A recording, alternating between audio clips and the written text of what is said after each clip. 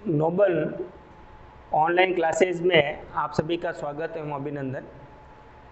मैं पवन कुमार वैष्णव आपको 10th board के अध्याय नंबर 1 स्वर्णिम भारत प्रारंभ से 1206 ईस्वी तक के पहले टॉपिक महाजनपद काल के बारे में आपको आज समझाना चाहता हूं।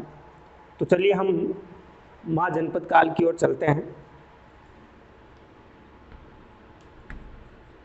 महाजनपद काल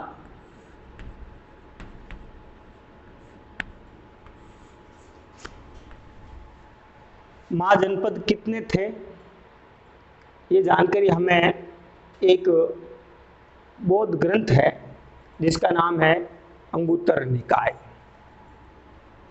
बौद्ध ग्रंथ जो बौद्ध धर्म का ग्रंथ है, बौद्ध ग्रंथ अंगुत्तर निकाय।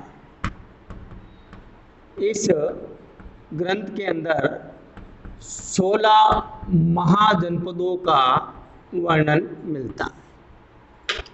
महाजनपद काल जिसकी जानकारी बौद्ध ग्रंथ जिसका नाम है अंगुत्तर निकाय, इस अंगुत्तर निकाय में 16 महाजनपदों की सूची का वर्णन मिलता है। उसी प्रकार एक जैन ग्रंथ है, इस जैन ग्रंथ का नाम है भगवती सूत्र। भगवती सूत्र, इस भगवती सूत्र में भी 16 महाजनपदों का जिक्र है, वर्णन हमें मिलता है। चलिए हम चलते हैं महाजनपद काल की परिभाषा से समझेंगे। महाजनपद काल यानी महाजनपद की परिभाषा क्या होती है, देखिए।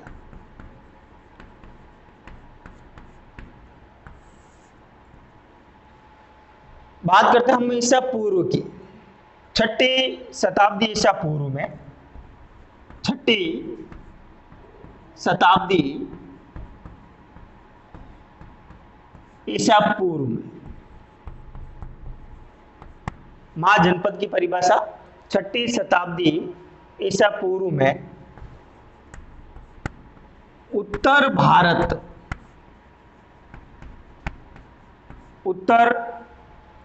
में स्वतंत्र व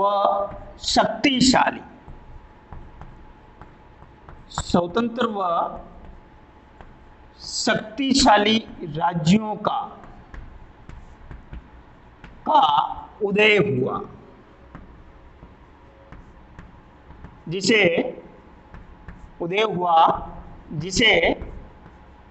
महाजनपद कहा जाता है। महाजनपद कहा जाता है। वैसे देखें तो छोटे छोटे जो जनपद हैं, उन जनपदों से मिलकर के एक महाजनपद बनता है। यानी हम बात करें जनपद की, जन का मतलब होता है लोग, मतलब होता है लोग, और पद का मतलब होता है निवास स्थान, यानी रहना, निवास करना। तो निवास स्थान यानी हम इसको समझ सकते हैं कि जन का अर्थ है लोग, पद का मतलब है निवास स्थान यानी निवास करना। यानी किसी भूभाग पर लोगों ने निवास करना प्रारंभ कर दिया था, तो उसे हम जनपद कहते हैं। तो एक छोटे से जनपद, फिर दूसरे जनपद, तीसरे जनपद, इस प्रकार से अनेक जनपदों से एक बड़ा महाजनपद बनता है, जिसकी जानकारी हमें पहले मैं बता चुका हूं आपको कि बौद्ध ग्रंथ अंगुत्तर निकाय में मिलती है। उसके बाद जैन ग्रंथ भगवती सूत्र में भी 16 महाजनपदों का वर्णन मिलता है। और इसमें भी 16 महाजनपदों का वर्णन मिलता है। उसके बाद महाजनपद की परिभाषा क्या होती है कि ईसा मसीह के पहले 6ठी शताब्दी ईसा पूर्व में उत्तर भारत में स्वतंत्र व शक्तिशाली राज्यों का उदय हुआ, जिसे हम महाजनपद कहते हैं। छोटे छोटे जनपदों से मिलकर के एक महाजनपद बनता है। तो जनपद की परिभाषा, जन का मतलब लोग, पद का मतलब हो गया निवास स्थान।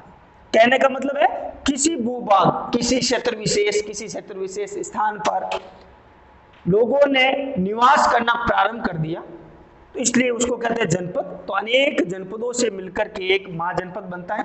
चलिए हम आगे चलते हैं। महाजनपदों की संख्या जो 16 है, इनमें number 1 Kashi, number 2 Kaushal, number 3 Magadh, number 4 Chedi, number 5 Matsya, number 6 Sursen, number 7 Vajji, number 8 Malla, number 9 Ashmak, number 10 Kamboj, number 11 Avanti, 12 वश, 13 गांधार, 14 अंग, 15वां कुरु, 16वां पांचाल। इन 16 महाजनपदों के अंदर 2 प्रकार के राज्य थे, जिनमें पहला नाम आता है राजतंत्र और दूसरा आता है गणतंत्र। राजतंत्र में 4 महत्वपूर्ण महाजनपद थे, जिनमें एक का नाम कौशल, दूसरे का नाम वत्स, तीसरे का नाम मगध और चौथे का नाम अवंती। यहाँ राजा, राजतंत्र का मतलब ये हो गया कि यहाँ राजा सर्वे सर्वा है, समस्त शक्तियां राजा के हाथों में निहित है।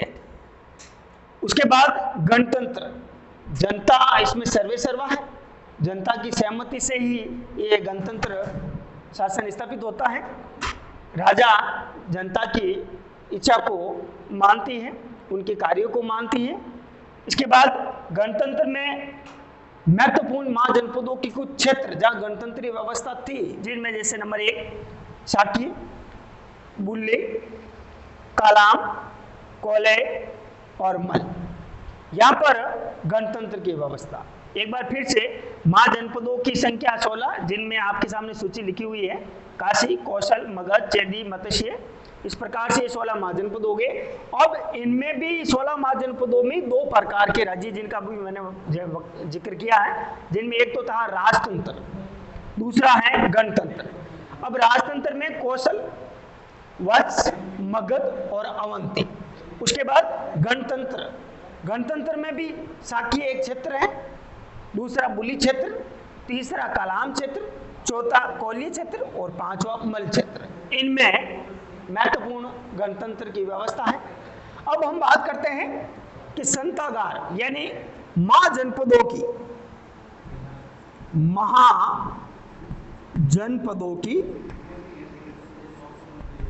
की सबसे बड़ी संस्था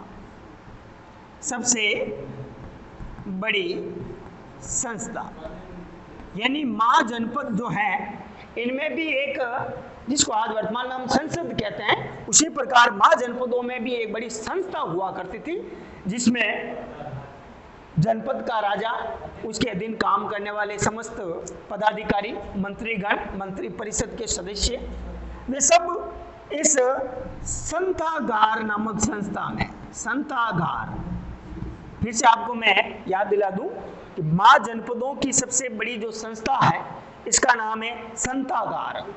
इस संतागार में महत्वपूर्ण विषयों पर चर्चा, पक्ष विपक्ष द्वारा महत्वपूर्ण विषयों पर चर्चाएं की जाती थी कि हमें किस विषय पर क्या करना है, किस प्रकार का कार्य करना है। वो सब बातचीत इस संतागार में हुआ करती थी, जो महाजनपदों की सबसे बड़ी संस्था थी। ठीक है ना। उसके बाद इनमें से अपन बात करें तो मगध जनपद सबसे शक्तिशाली जनपद, मगध जनपद, जिसके ऊपर प्रारंभ में हर्यक वंश, उसके बाद शिशुनाग वंश, उसके बाद नंद वंश और उसके बाद मौर्य वंश ने यहाँ पर अपना शासन स्थापित किया था। मगध जनपद के अंदर हर्यक वंश का काल 545 से 412 के लगभग रहा था, जिनमें बिंबिसार और अजातशत्रु जैसे शासकों ने यहाँ पर अपना शासन कार्य किया था। उसके बाद शिशुनाग वंश में शिशुनाग, कालाशोक, काकवण, जिनके काल में द्वितीय बौद्ध संगति भी हुई थी, 383 ईसा पूर्व में द्वितीय बौद्ध संगति हुई थी। तो वही शासक है जिन्होंने मगध पर अपना राज्याभिषेक करके अपना राज कार्य किया था। उसके बाद माँ पद्मनंद और अंतिम शासक गणानंद जैसे शासकों ने भी मगध पर अपना शासन कार्य किया था। उसके बाद मौर्य वंश के शासक, जो प्रथम शासक, जो मौर्य वंश का संस्थापक है, उसका नाम है चंद्रगुप्त मौर्य, जिसने 322 ईसा पूर्व में मगध जनपद में नंद वंश के अंतिम शासक गणानंद को हरा करके यहाँ पर मौर्य वंश की स्थापना की थी।